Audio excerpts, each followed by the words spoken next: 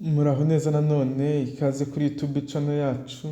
Uyu munsi tugiye kuganira nanone ku ngingo y'ingenzi umukunzi wacu watubajije atubaza ati ese umugore unyongera umugabo we mu gihe cyo gukora imibonano mpuzabitsina byaba bihurira he no kuzana amavangingo menshi hasi hari icyo bifasha mu kunyara k'umugore?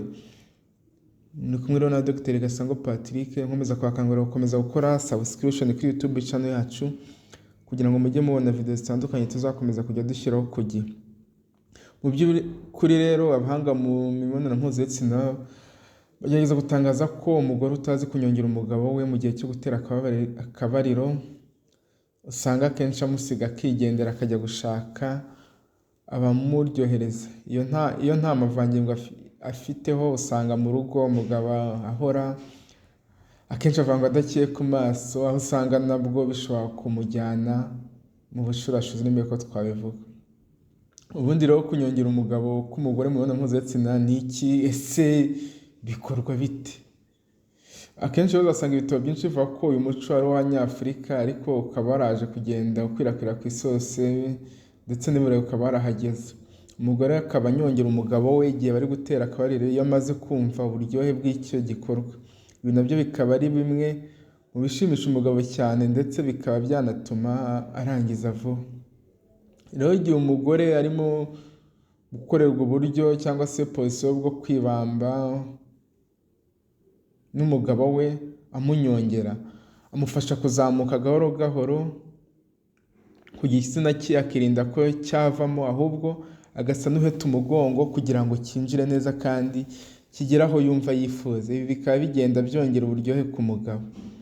Umugore kandi ashobora kunyonga igihe ari gukorerwa ubundi buryo agafasha umugabo kumanuka gahoro ku gitsina cye yirinda ko cyavamo kuko bishobora gutuma gihita kigwa, bityo umugabo akabihirwa n'imibonano kandi ari yishimye.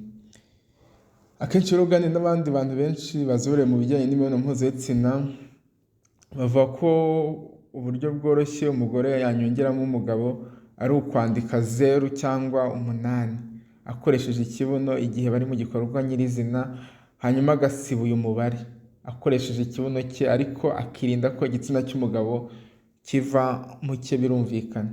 Rero kunyongera umugabo kandi abagore benshi akenshi bo mu bihugu bya Afurika babifata nk'uburyo umugore yafashaga umugabo we kumurongora igihe yabaga ananiwe kandi akeneye gutera akabariro.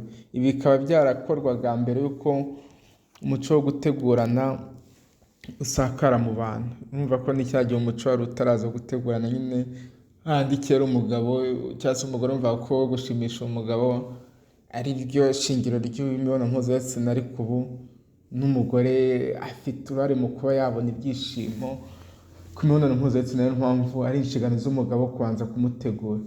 Rero ugendeye no ku byerekeye gushaka amavangingo, ubundi umugabo unyaze yirinda ko igitsina cye kigwa ndetse akamenya neza igihe umugore we arangiriza, kuko akenshi bimufasha kumenya nawe ukuntu ari bugenzura umuvuduko we ndetse akaza no kumenya niba agiye kurangiza mbere y'umugore, bityo akaba yashaka uburyo aba akuyemo igitsina cye gahoro gahoro agasa n'ukorera inyuma mu rwego rwo kwirinda ko yahita arangiza vuba.